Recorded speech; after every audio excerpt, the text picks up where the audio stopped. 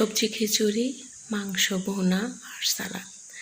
তো আজ সেটাই শেয়ার করব কিভাবে আমি এই সবজি খিচুড়ি আর মাংস ভুনাটা করেছিলাম। প্রথমে আমি তেলের মধ্যে পেঁয়াজ কুচি, রসুন বাটা, আদা বাটা, গরম মশলা, তেজপাতা সব কিছু দিয়ে অনেকক্ষণ এগুলো নেড়ে কষিয়ে নিয়েছি। তারপর দিয়ে দিয়েছি বাঁধাকপি কুচি, বাঁধাকপি দিয়ে কিছুক্ষণ নেড়ে নিয়েছিলাম। তারপর আমি দিয়ে দেবো সবজি।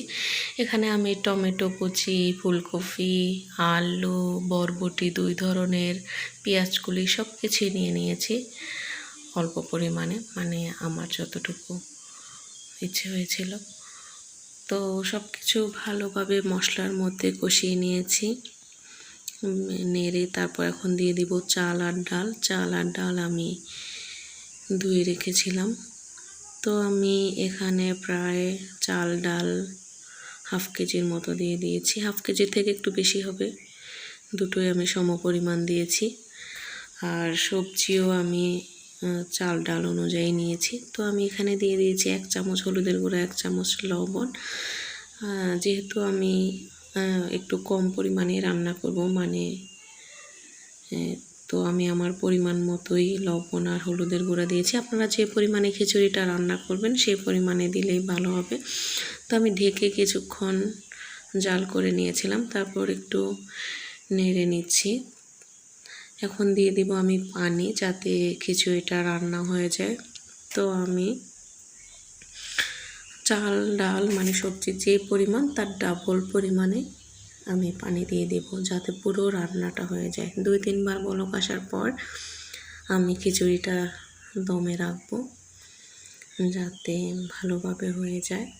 তো 10 মিনিট পর আমি ঢাকনাটা উঠিয়ে আমি একটু নেড়ে দিচ্ছিলাম, যাতে উপরের নিচে সব কিছু হয়ে যায়। আর এর ফাঁকে আমি মাংসটা ভুনা করে নিচ্ছি। চিকেনটা রান্না করব আজকে।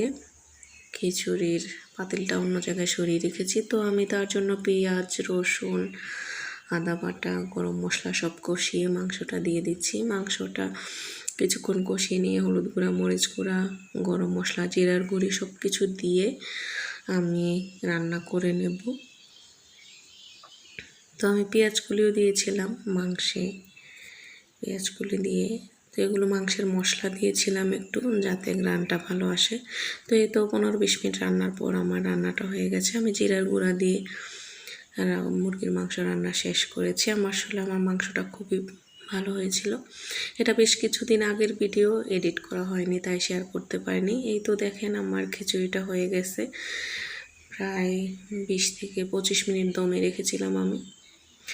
তো খিচুড়ির সাথে খাওয়ার জন্য শসা কেটে নিয়েছি, লেবু আর কাঁচামরিচ। আর এই তো মাংস রান্না। সব মিলিয়ে খেতে কিন্তু ভীষণ মজা হয়েছে। আপনাদের ভিডিওটা কেমন লেগেছে জানাবেন। ফেসবুক থেকে দেখে থাকলে ফলো দিয়ে পাশে থাকবেন, আর ইউটিউব থেকে দেখে থাকলে অবশ্যই চ্যানেলটা সাবস্ক্রাইব করে দেবেন। ভিডিওটা দেখার জন্য সবাইকে অসংখ্য ধন্যবাদ। আল্লাহ হাফেজ, ভালো থাকবেন, সুস্থ থাকবেন।